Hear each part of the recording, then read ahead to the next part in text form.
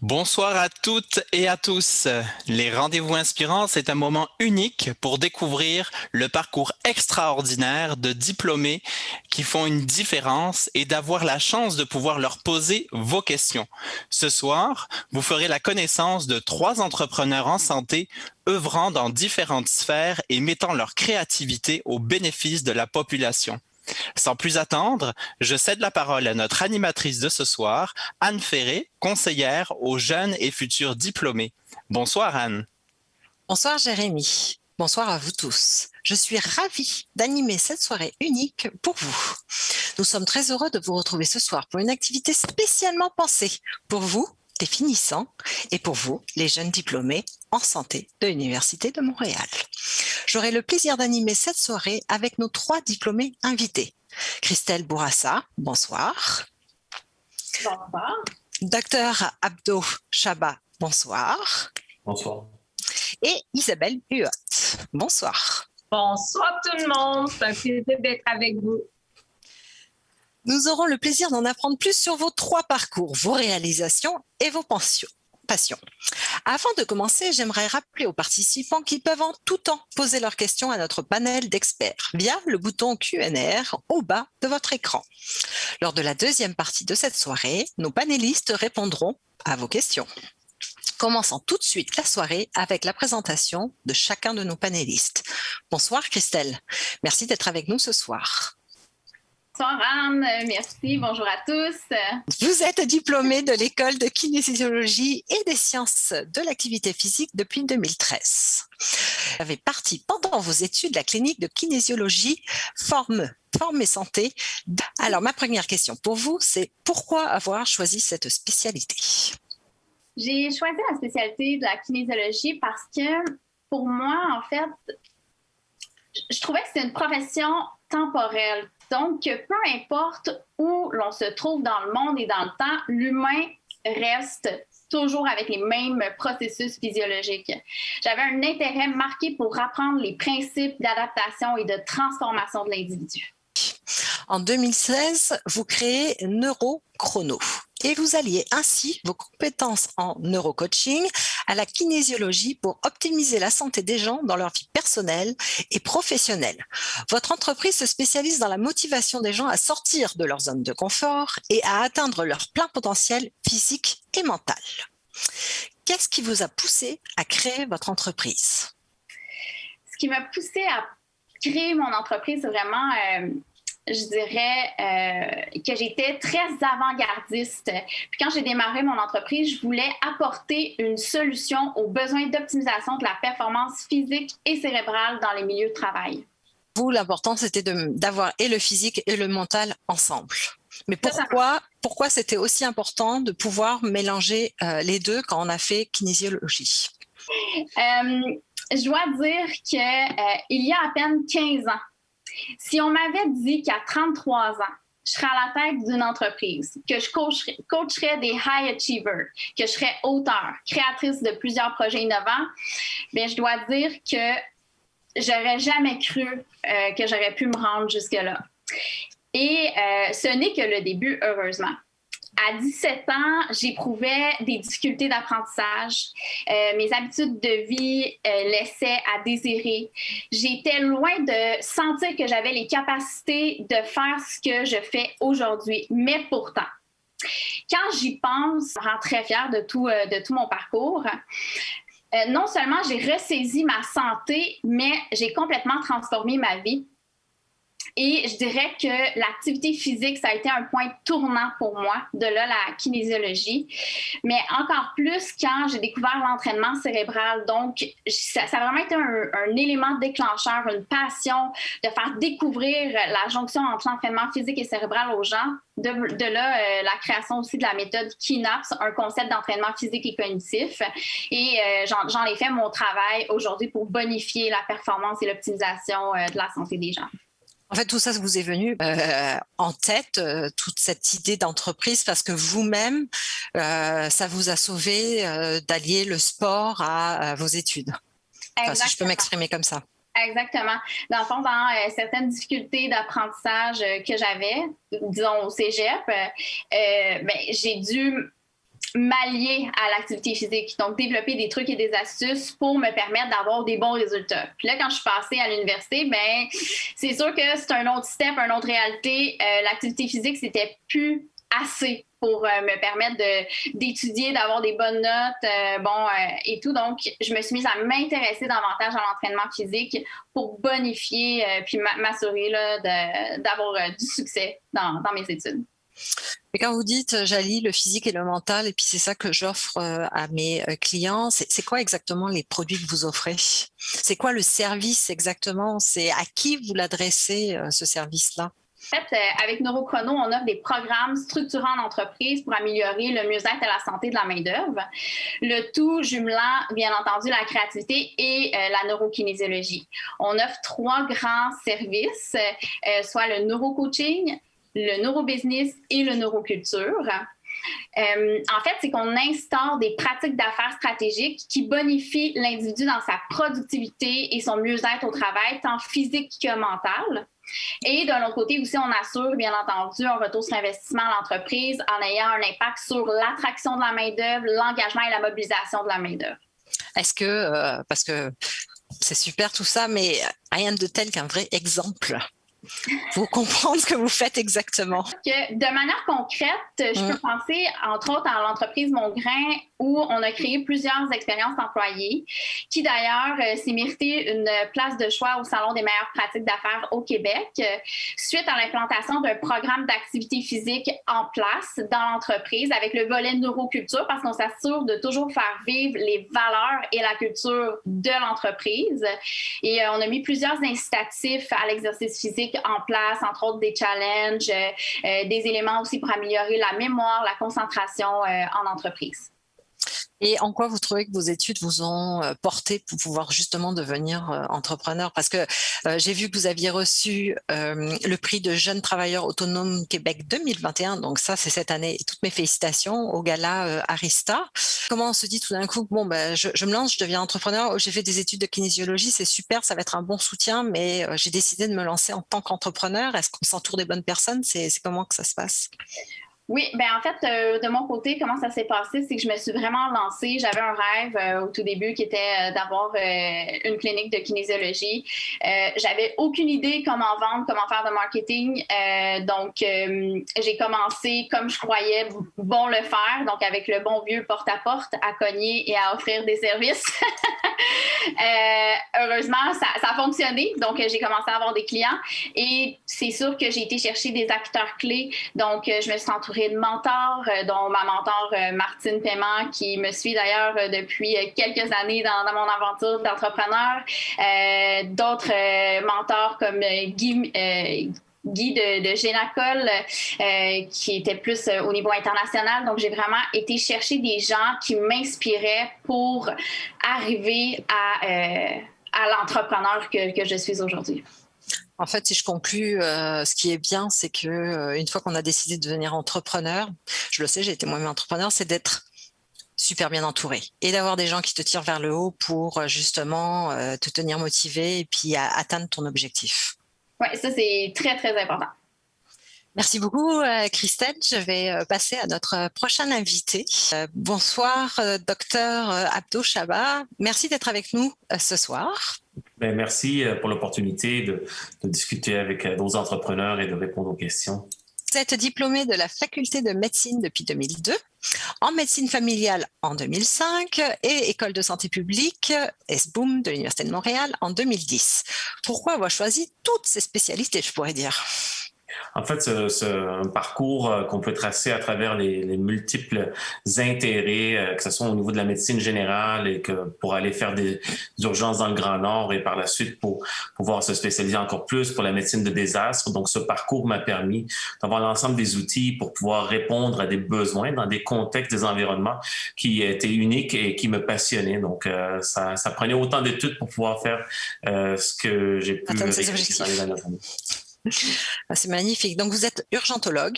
et vous êtes spécialiste en santé publique, ce qui vous a amené, comme vous l'avez dit, à participer à de nombreuses missions humanitaires. Vous avez mené aussi des recherches sur l'utilisation des technologies de l'information dans les situations de catastrophe. Je pense que c'est suite justement à votre mission en 2010. Et vous travaillez au sein de l'équipe internationale de réponse aux urgences de la Croix-Rouge canadienne. En 2013, vous avez justement fondé Humanitas Solutions, un regroupement créant des solutions technologiques pour les intervenants d'urgence. Est-ce que vous pourriez me dire un petit peu plus sur Humanitas Solutions? Donc, quand j'ai été déployé sur le terrain, un des enjeux qu'on trouvait, c'est qu'on pouvait déployer un hôpital complet. C'est ce qu'on avait fait en Haïti après le tremblement de terre pour la réponse pour le choléra. Et on a pu déployer en 36 heures. On avait un hôpital fonctionnel. On a reçu notre première patiente, une jeune fille. Et par la suite, on a accru la capacité. Et un des éléments qui était intéressant, c'est qu'on pouvait faire cette croissance-là. Donc, on augmentait les capacités, mais la technologie ne suivait pas. On avait toujours des défis au niveau de la connectivité et au niveau de l'utilisation des technologies qui permettaient de pouvoir on va dire, avoir une meilleure performance, que ce soit de comprendre où les gens venaient d'où, de géolocaliser où étaient les foyers des infections, tracer ça, peut-être amener des interventions de santé publique. Et tous ces éléments-là devaient être collectés à l'hôpital de campagne qu'on avait instauré, mais on le faisait à la main et les papiers qu'on utilisait étaient tous imbus de chlore.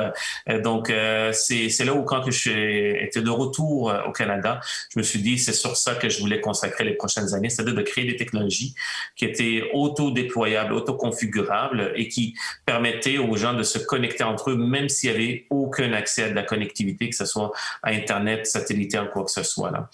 Donc, sommairement, ce qu'on fait, c'est une application mobile qui est au sein d'un téléphone mobile, votre portable, et qui permet de connecter à l'autre téléphone, et finalement, vous créez comme un réseau. Et cette application mobile vous permet de converser, de faire du chat, d'envoyer des données, de pouvoir savoir où sont les patients. Donc, ce sont tous des éléments qui étaient critiques pour nous pour opérer dans un environnement comme un hôpital, mais qui n'avaient pas ces technologies-là. Donc, on a dû le faire autrement, mais aujourd'hui, grâce à le soutien de nombreuses équipes universitaires, le projet a évolué et on est en mesure de pouvoir offrir ces technologies-là, même dans la réponse à la pandémie ici, là, même au Québec. Oh, magnifique. Et est-ce que vous diriez que vous aviez toujours senti que vous aviez l'âme d'entrepreneur ou tout d'un coup ça a surgi en vous après la crise à Haïti? Je dirais qu'à travers le parcours de l'étude en médecine et surtout la médecine d'urgence, on est entrepreneur un peu par défaut. C'est-à-dire qu'il faut trouver des solutions à des problèmes et ces problèmes émergent. Donc, cet entrepreneuriat était même dans la philosophie ou la vision un peu de comment est-ce qu'on pouvait aider, que ce soit à travers aider individuellement des patients ou au niveau des organisations de santé, comment est-ce qu'on pouvait améliorer la performance. Et je dirais qu'après mon retour d'Haïti, je me suis engagé dans des études au niveau du MBA et ça m'a énormément aidé à travers les études que j'ai faites à HEC McGill de pouvoir avoir peut-être un peu plus d'assurance, de mener un projet d'envergure et de pouvoir par la suite poursuivre avec, persévérer parce que l'entrepreneuriat, c'est une question de patience aussi. Là. Oh oui. Oui, je vois que Christelle est d'accord. Bon, alors évidemment, vous ne faites pas que ça, vous avez plein d'autres chapeaux et un de vos chapeaux, c'est de nombreuses années de pratique dans la région du Nord au Québec, à Nunavik. Vous avez exercé en centre de traumatologie de niveau 1 à Montréal en 2018 au Sacré-Cœur de Montréal à l'hôpital de l'Enfant Jésus de Québec. Vous participez au programme d'évacuation aéromédicale du Québec depuis 2017. Donc les urgences, je dirais, c'est un peu sous toutes ces formes que vous exercez. Et qu'est-ce qui vous plaît dans les urgences? Écoutez, c'est quand même les urgences, c'est un caractère unique. Chaque urgence est unique en soi et il y a du stress positif que ça procure et un sentiment de pouvoir faire la différence, mais en vraiment très peu de temps. Donc, c'est un peu la médecine d'urgence, c'est ce que vous avez nommé, c'est la capacité aussi d'exercer dans des environnements qui sont extrêmement différents, que ce soit comme j'ai été dans le cercle polaire ou dans la toundra du Grand Nord québécois où on a atterri vraiment sur, on va dire sur la toundra en tant que tête sans aucune piste d'atterrissage pour aller secourir des patients, que ce soit dans les vestiaires des Jeux olympiques. Non, mais donc ce sont tous des lieux, puis que les zones de désastre, après quand j'ai été en Haïti à plusieurs reprises, donc il y avait, à chaque fois c'est unique et la médecine d'urgence m'a permis un peu d'exercer dans tous ces lieux qui sont uniques à dans une pratique qui est hors norme et je dirais que c'est pour ça que ça me passionne encore aujourd'hui. Parce qu'en fait, si je me rappelle ce que vous m'avez dit, il y a donc les urgences dans les hôpitaux. Là, on soigne un cas. Il y a les urgences qu'on fait dans les airs, où on se déplace loin. Puis il y a les urgences des grands événements, aux Jeux Olympiques et aussi à la Formule 1. Mais c'est quoi ce type d'urgence dans des grands événements comme ça? Voilà, donc quand il y a des grands événements comme ça, mais il y a des grands rassemblements et n'importe quelle perturbation qui peut arriver, que ce soit, on peut penser à différentes, par exemple la Formule 1 à Montréal, s'il faut évacuer l'île pour n'importe quelle raison, ben on a quelques ponts seulement et il y a vraiment, ça peut créer le chaos et on a vu ça, on appelle ça de mass gathering à de mass casualties, donc ça peut avoir plusieurs victimes et c'est là où on fait de la médecine, mais à plusieurs patients en même temps qui arrivent d'une manière imprévisible. Donc, c'est là où je me sens le plus confortable, le mieux, c'est d'être présent dans ces événements-là pour servir. Merci beaucoup. Bonsoir Isabelle Huot, merci d'être avec nous ce soir. C'est un plaisir. Abdou, c'est fascinant ce que vous faites. Bravo pour la belle mission. Puis Christelle, aussi jeune, avec un parcours comme celui-là, je peux dire que tu vas aller très, très loin. C'est très inspirant. Ça, ce qui est super, c'est que vous êtes deux femmes entrepreneurs et avec une carrière plus expérimentée que l'autre. Alors, ça fera un beau échange tout à l'heure avec nos participants. Alors, Isabelle, merci d'avoir accepté notre invitation. Nous sommes ravis. Vous êtes diplômée du département de nutrition de la faculté de médecine de l'Université de Montréal depuis 1995. Et ma question est la même que pour les autres. Pourquoi avoir choisi cette spécialité? Bien, en fait, je n'ai pas choisi la nutrition d'emblée. Moi, j'ai commencé mes études en ergothérapie à l'Université d'Ottawa. Après ça, j'ai étudié en psychologie. Et puis, finalement, je me suis dit, bon, l'aspect santé me manquait, l'aspect nutrition, mais j'avais surtout envie d'être missionnaire en Afrique. Et ici, j'ai quitté Ottawa, où mon père était sous-ministre adjoint à Ottawa, pour venir à Montréal. C'est parce que, bon, il n'y avait pas de diplôme en nutrition à l'Université d'Ottawa. Et pour étudier en nutrition, je devais venir à Montréal. Et je voulais étudier avec Hélène Delille, qui est un professeur en nutrition internationale, pour développer des programmes d'aide en Afrique pour lutter contre les déficiences en fer et en vitamine A. Donc, bien avant de me faire connaître dans le monde des médias, qui n'était pas du tout mon objectif, moi, je suis une grande missionnaire, je suis une grande bénévole. J'ai commencé à faire du bénévolat, j'avais l'âge de 12 ans environ, puis j'en fais toujours énormément. C'était ça qui m'attirait dans le domaine de la nutrition. Puis par la suite, je voulais rentrer à l'OMS, l'Organisation mondiale de la santé, et pour conduire des missions en Afrique. Puis ils m'ont dit, bien, Isabelle, il faudrait que tu fasses un doctorat en santé publique, en épidémiologie. Et ce diplôme-là va t'aider à non seulement être missionnaire, mais développer des missions qui vont avoir un impact réel auprès de cette communauté-là. Donc, les gens pensent que je suis allée en nutrition pour faire de la télé, mais pas du tout. C'était pas mon objectif. Merci beaucoup. Vous avez bâti votre réputation avec conviction et ambition afin de devenir au fil des années une référence en saine alimentation au Québec. Alors, je comprends qu'au début, c'était plutôt humanitaire, mais c'est devenu plutôt une référence en saine alimentation au Québec et ça, c'est aussi une très bonne mission. Vous êtes auteure, chroniqueuse et conférencière et vous êtes aussi une femme d'affaires chevronnée depuis plus de 25 ans. J'aimerais vous poser une question. Alors oui, ça fait 25 ans de carrière d'entrepreneur, mais est-ce que quand vous avez voulu vous lancer au début de votre carrière en tant qu'entrepreneur, est-ce que c'est devenu d'un coup ou en fin de compte c'est quelque chose qui s'est fait naturellement au fil du temps? Puis est-ce que c'était simple d'être femme entrepreneur et femme entrepreneur nutritionniste? Non, pas si simple. Mais en fait, je pense que l'entrepreneuriat, on l'a en soi. Moi, à 16 ans, j'organisais des voyages en Europe. J'accompagnais des groupes. J'ai fondé une agence de voyage quand j'étais à l'Université d'Ottawa. J'avais 18 ans. Après ça, j'ai fondé une agence de rencontres. De 18 ans à 23 ans, j'avais une agence de rencontres où j'organisais des matchs. J'ai adoré faire ça. Et tu sais, je l'ai toujours eu quelque part. Quand j'ai fait mes stages en Europe, on n'avait même pas Internet. Puis je voulais vraiment étudier à l'étranger. J'ai écrit des lettres à la main, 300 lettres pour me trouver des milieux d'accueil. Maintenant, c'est tellement facile avec Internet, mais à l'époque, c'était vraiment des lettres. Je voulais étudier à l'étranger. Je me suis battue pour étudier à l'étranger. En fait, je suis très, très fonceuse et ça, je l'ai toujours été. Ça m'a servi dans le monde des médias. Et par la suite, en 2009, à 39 ans, je me suis dit, le monde des médias, on est toujours sur un siège éjectable, particulièrement pour la femme, Anne. Donc, la femme de plus de 40 ans à la télé, je sentais que tranquillement, on voulait me remplacer. Mais moi, j'ai plein d'outils dans mon sac, donc j'ai dit, c'est pas grave, je vais lancer mon entreprise de prêt-à-manger en ligne. J'étais assez pionnière pour lancer du e-commerce à cette époque-là. Good Food n'existait pas, Cookit n'existait pas et j'ai lancé des boîtes repas que je livrais à domicile. Donc, j'ai développé toute une gamme de produits, du déjeuner au souper en passant par les collations. Et là, j'ai... pour le privé comme pour le corporatif. Privé, corpo, je suis disponible chez IGA, chez Metro, chez Provigo, chez Costco. Et là, je me dis, what's next? Ben, next, c'est Canada, US. Et là, je viens de signer avec mon distributeur canadien. Wow, félicitations.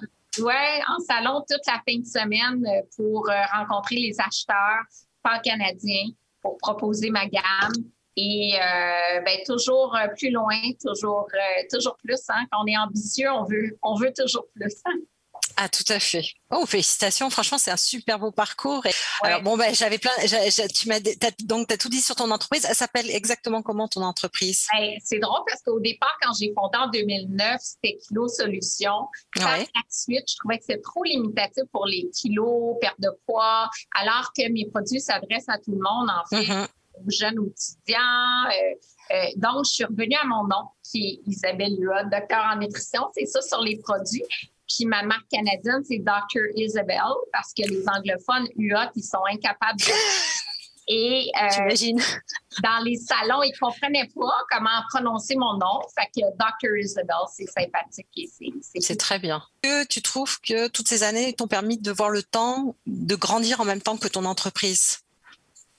Parce que parfois, on grandit trop vite, ça grandit pas assez vite, ou on pense qu'en tant qu'entrepreneur, ben, est-ce qu'on va grossir, on va pas grossir, puis en fin de compte, peut-être d'avoir un objectif un peu plus long ou bien structuré permet de se dire, ok, c'est bon, je suis sur le bon chemin, l'un après l'autre de mes pas fait que j'avance dans la bonne direction. C'est quoi ton point de vue moi, là-dessus? j'ai quand même avancé lentement. Premièrement, parce que j'ai pas fait de ronde de financement, j'ai financé à 100% moi-même le déploiement de mon entreprise. Je suis seule actionnaire aussi. Okay. Donc, c'est sûr que j'avance plus lentement que si je vais chercher des investisseurs avec une ronde de financement qui me permettrait d'avancer beaucoup plus rapidement.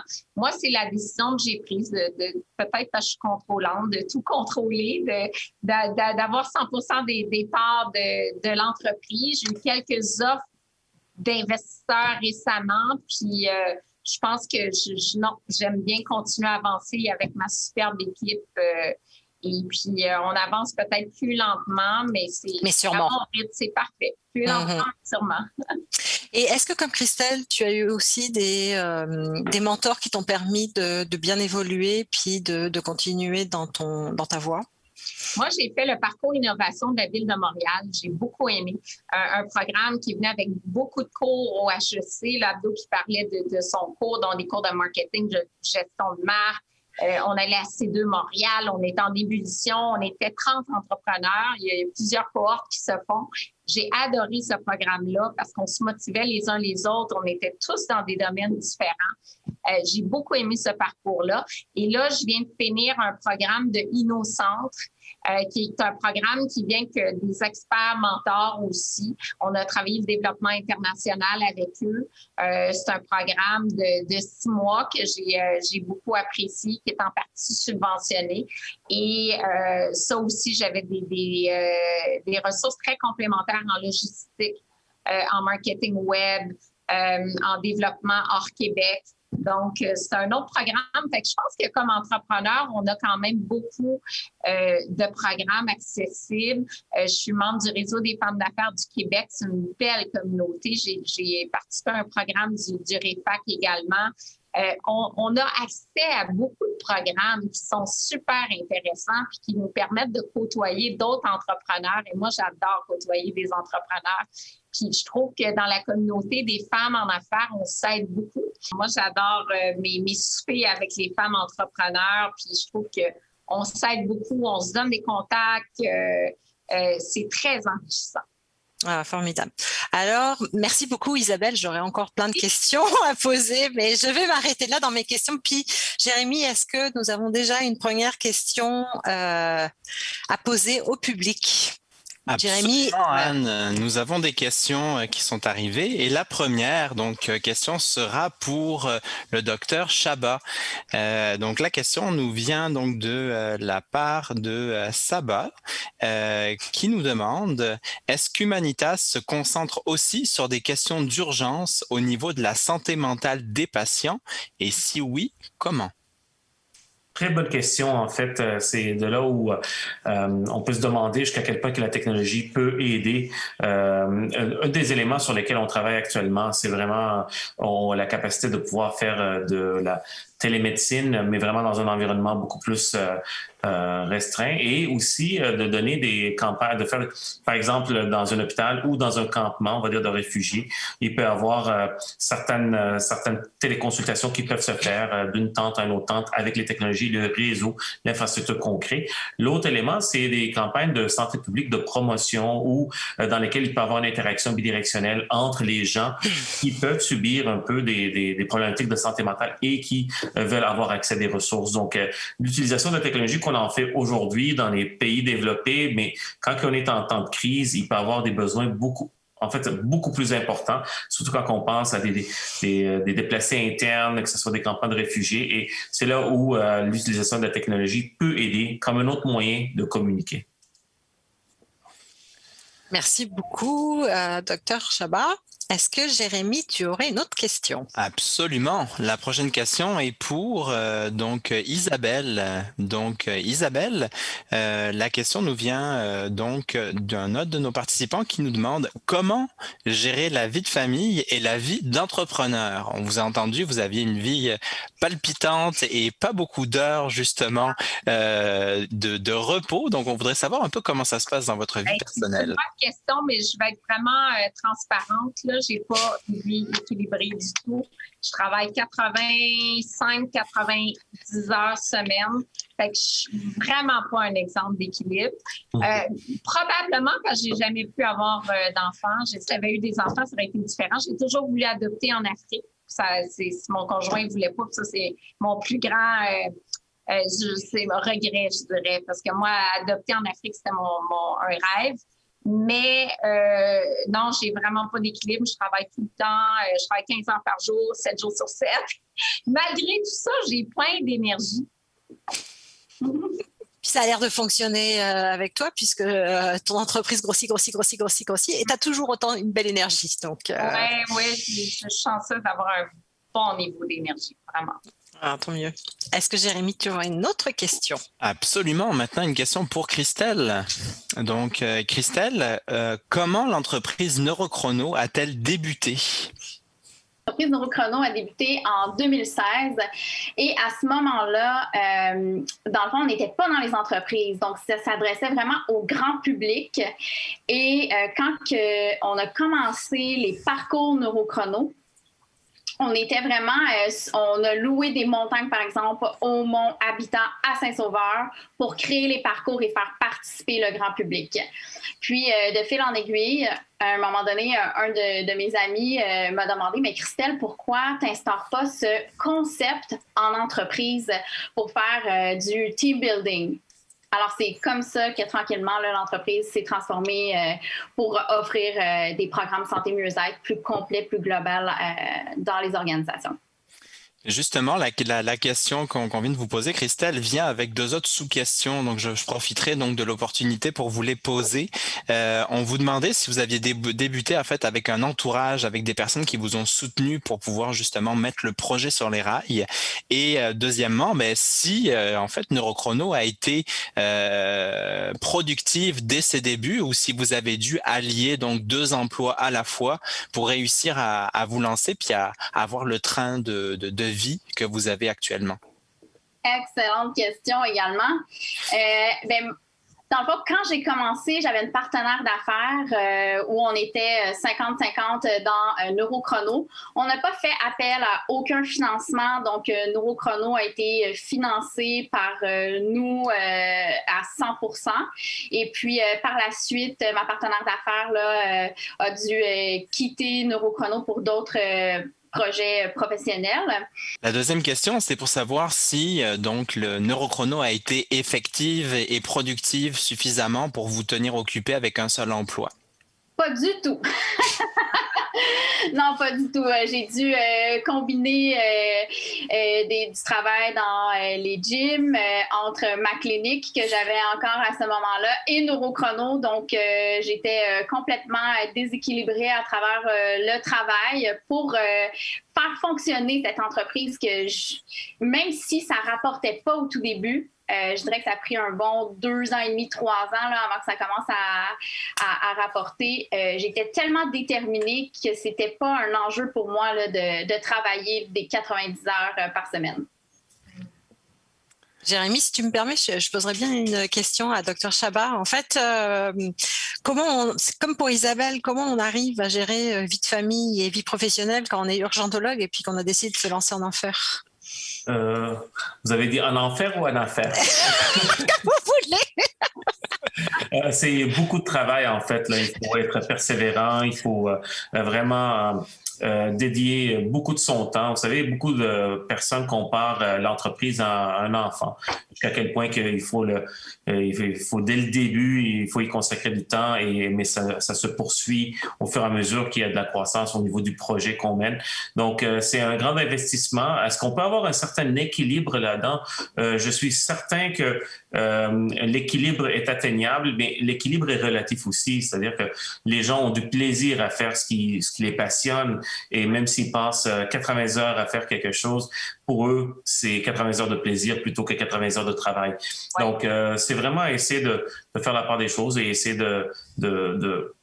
d'arriver le plus loin possible à destination, tout en appréciant le moment présent. C'est exactement ce que disait Confucius. Si je peux me permettre, choisissez un travail que vous aimez et vous n'aurez pas à travailler un seul jour de votre vie. Oh, j'ai vu les trois, vous n'avez pas vu, mais moi j'ai vu les trois conférenciers qui ont fait oui. Est-ce que Jérémy, tu as une autre question? Absolument. L'autre question, ce serait donc pour vous trois, justement. Est-ce qu'il y a un moment donc dans votre carrière où vous avez douté, où vous êtes en fait senti que finalement vous étiez peut-être pas à votre place ou que vous regrettiez peut-être quelque chose et que finalement, quel a été l'élément déclencheur qui vous a permis donc de justifier votre choix et d'en être fier aujourd'hui? On commence par Christelle. Je sentais que vous hésitiez. Je vois Christelle en premier. Je dirais que j'ai jamais douté que j'avais la fibre entrepreneuriale. C'était pour moi, c'est inné d'entreprendre des projets puis de vouloir les emmener vers d'autres niveaux. Toutefois, j'avoue que c'est déjà arrivé que j'ai douté. J'ai douté, par exemple, quand j'atteignais pas nécessairement les résultats que je m'étais fixés. Mais ça part rapidement, ce doute-là, quand on est convaincu de le chemin qu'on veut atteindre, quel type d'objectif et tout. Donc, je dirais que oui, ça m'est déjà arrivé, mais ça s'est estompé très rapidement. Moi, pour enchérir, c'est exactement comme Christelle. Entreprendre des projets, être entrepreneur, c'est en moi, ça, c'est jamais un doute là-dessus. Il y a eu des moments plus difficiles dans l'entreprise. J'ai eu quelques mauvais partenaires, pas actionnaires, mais des mauvais partenaires. Bon, j'ai été en poursuite. Il y a eu beaucoup de choses, Des fois, j'ai perdu Fleury-Michon qui ont fermé leur division du frais alors que j'avais un rayonnement chez Costco partout. J'avais 0 temps pour me virer de bord. Il y a eu des moments qui ont été plus difficiles, mais un peu comme Christelle, mon doute, c'était une soirée, une nuit. Puis je me relevais le lendemain. Puis ce doute-là, c'est ça y est, je ferme ou je vends ou c'est terminé. Puis ça dure quelques heures. Le lendemain matin, on se lève puis on dit « Hey, non, j'arrête pas. J'ai pas atteint l'objectif que je veux atteindre. Je suis pas rendue où je veux. C'est pas vrai. Je me retrousse les manches et je continue. » Docteur Chabot, oui. Ouais, moi, je vais compléter en disant qu'il n'y a pas de mal à douter. Il n'y a même pas de mal à échouer parce que c'est avec les échecs qu'on apprend. Qu'est-ce qui est à améliorer, qu'est-ce qu'il faut faire pour peut-être pivoter, aller dans un autre chemin ou peut-être persévérer et essayer de le faire autrement. Donc, je pense que le doute fait partie du cheminement de l'entrepreneur et même l'échec. Et il faut, autant qu'on peut apprécier les succès, il faut apprécier les échecs comme étant des moments dans lesquels on va grandir. Donc, le doute est normal, c'est naturel, ça arrive. À chaque épreuve, on peut douter et par la suite, si on a, comme mes collègues disaient, la fibre entrepreneuriale, mais on va foncer pareil. Donc, ça fait partie de l'ADN de l'entrepreneur, c'est de toujours aller plus loin, de croire à l'impossible et éventuellement de trouver sa place et dans ses aspirations. Merci beaucoup. Jérémy, tu as une autre question? Oui, c'est plus donc une question un peu pour vous trois. C'est une question plus par rapport au cursus de formation. Il y a une personne qui nous demande est-ce que ça prend nécessairement un MBA ou une formation en entrepreneuriat pour pouvoir se lancer? Moi, je peux commencer. De mon côté, j'ai fait le MBA, mais je vous dirais que le MBA que j'ai fait à HEC McGill est un MBA assez unique et ça rejoint ce qui a été amené un peu plus tôt, c'est-à-dire d'être dans la communauté et d'être inspiré. C'est-à-dire que le MBA où j'ai été, c'est un MBA quasiment expérientiel, c'est-à-dire les gens partageaient leur expérience et on pouvait faire les liens avec certaines théories et beaucoup de partage. Donc, si on arrive à avoir ce partage-là dans une communauté qui nous anime auprès de femmes en affaires ou que ce soit dans certaines communautés beaucoup plus dédiées en kinésiologie, par exemple, et on a ce soutien-là, je pense que ça vient nous donner des leçons. Le parcours d'un entrepreneur, c'est pas un parcours de MBA, c'est un parcours dans lequel il y a des épreuves et il faut avoir un coffre, il faut avoir des outils.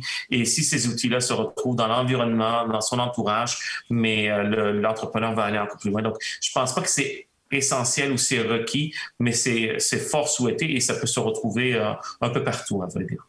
Je suis d'accord. En fait, moi, j'ai aucune formation là-dedans, mais j'ai une amie entrepreneur qui a fait le cours de lancement d'entreprise au HEC, qui est un cours, je pense, d'1 an. Où, tu sais, c'est vraiment comme une certification. Ça y a donné des outils en comptabilité, en finance. Tu touches un petit peu à tout.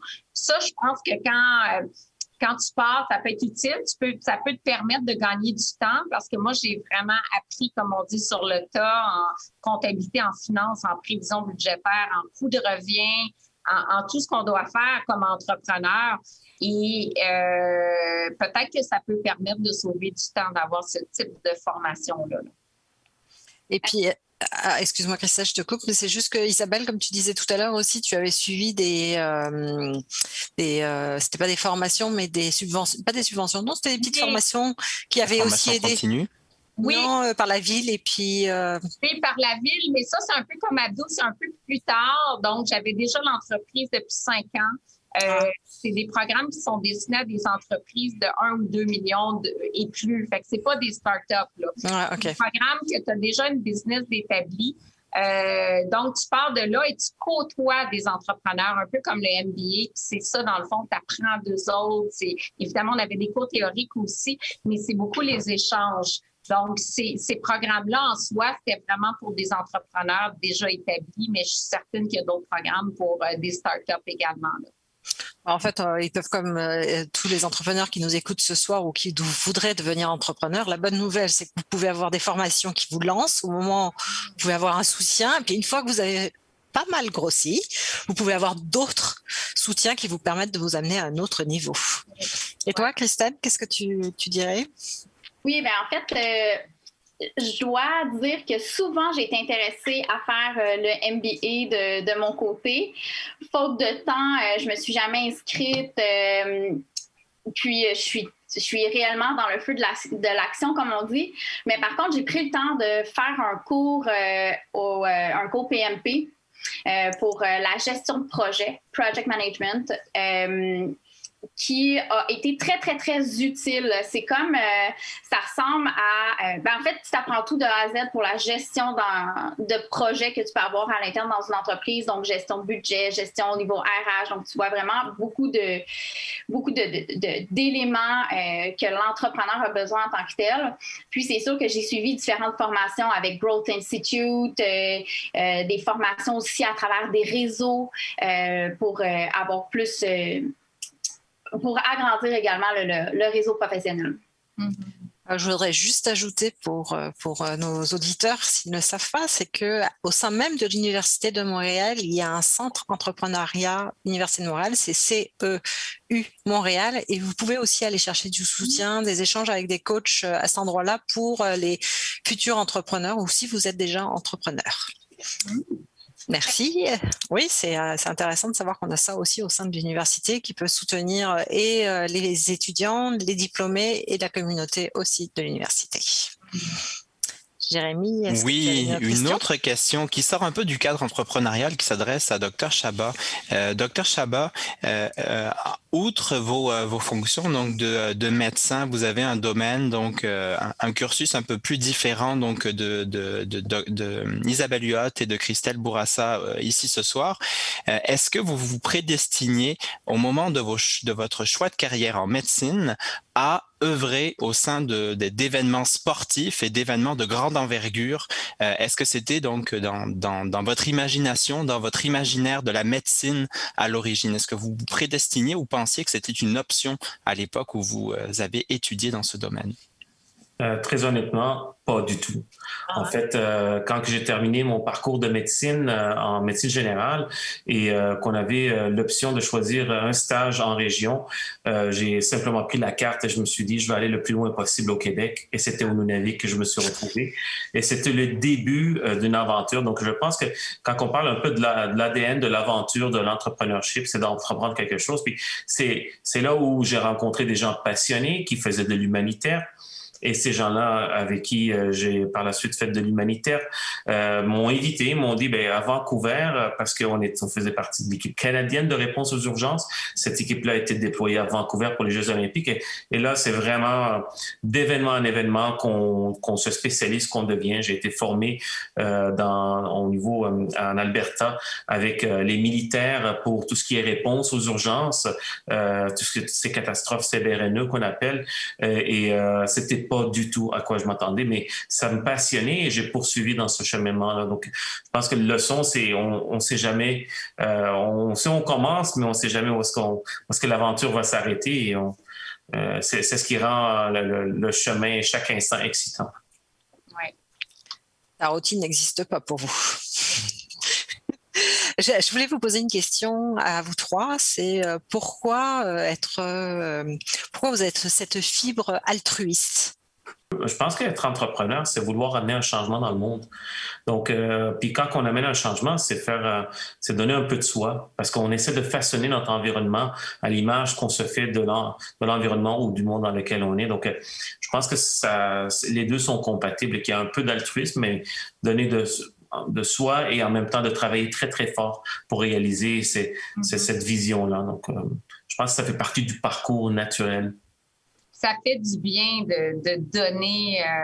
Moi, il y a tellement de causes qui me touchent. Je suis présidente du comité d'investissement communautaire de TELUS depuis 7 ans. Je m'implique dans toutes sortes de causes, mais ça, c'est un peu comme l'entrepreneuriat. Moi, j'ai toujours eu ça en moi. J'avais 12 ans, je faisais du bénévolat auprès des personnes handicapées. Après, le bénévolat fait partie de ma vie comme l'entrepreneuriat fait partie de ma vie. Et on a souvent tendance à penser que si tu es entrepreneur, tu n'es pas altruiste, tu ne peux pas t'engager parce que tu n'as pas le temps. Mais on a toujours le temps pour des bonnes causes. On en a toujours. Tout à fait. Exactement. C'est comme un désir de partager, tu sais, quand on connaît des éléments, puis on veut juste emmener l'individu à un autre niveau, ben quand on connaît certains secrets, pourquoi pas le partager? Voilà. Tout à fait. C'est magnifique.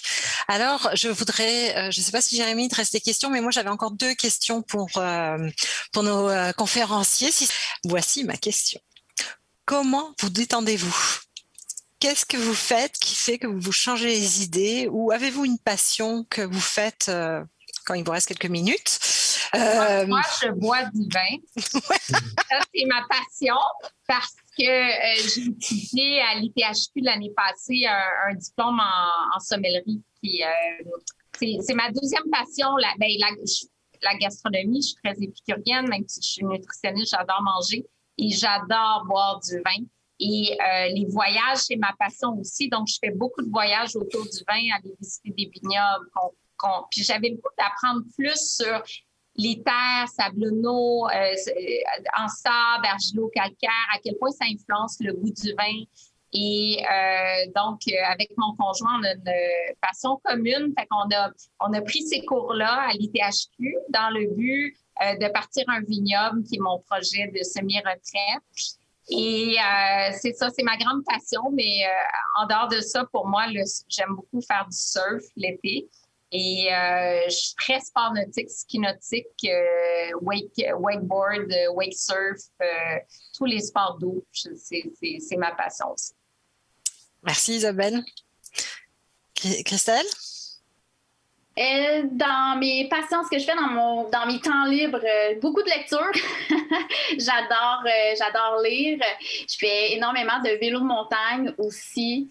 Je pilote à mes heures, dans le fond, des avions. Wow! Oh ouais! Oui. Ça m'impressionne!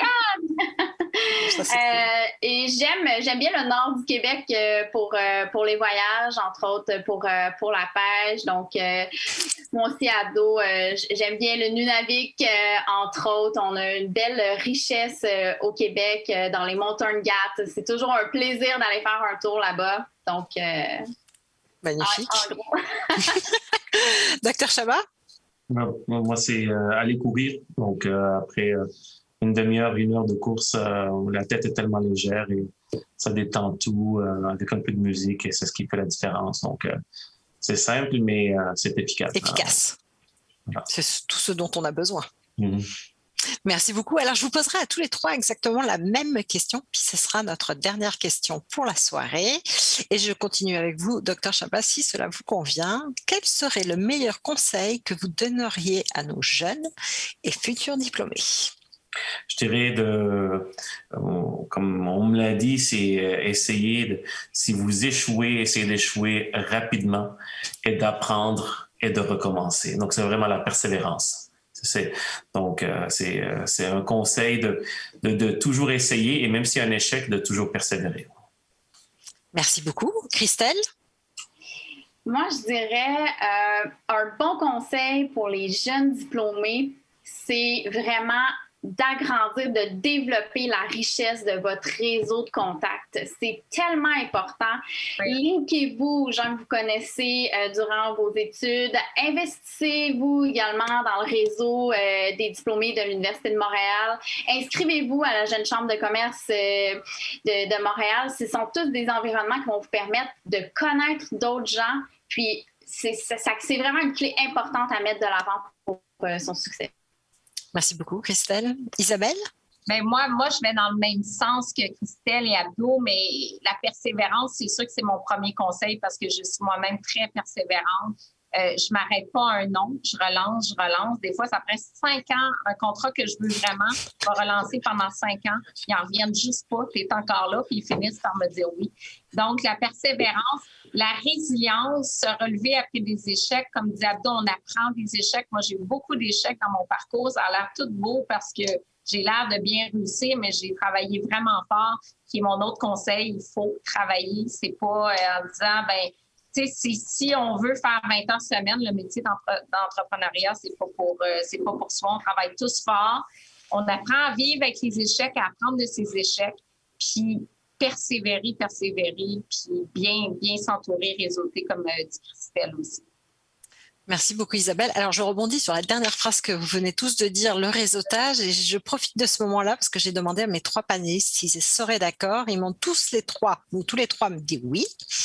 Si vous voulez vous connecter avec eux sur LinkedIn et leur poser d'autres questions que vous n'auriez pas pu leur poser ce soir, soyez à l'aise et faites-le. Je conclue en disant un grand merci à nos 3 panélistes. Merci à Christelle, merci Dr Chabas et merci Isabelle pour votre participation à notre événement de ce soir. Un grand merci pour votre engagement au bien-être du monde entier et je redonne la parole à mon cher collègue Jérémy. Merci beaucoup, Anne.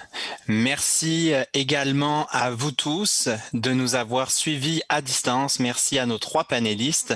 Et je tiens également à remercier notre partenaire d'affinité TD, sans quoi l'ensemble des activités que le réseau des diplômés des donateurs de l'Université de Montréal ne pourrait pas avoir lieu. Merci infiniment de nous avoir suivis ce soir. Les rendez-vous inspirants prennent une pause et reviendront donc dès cet automne. Merci infiniment et à très bientôt.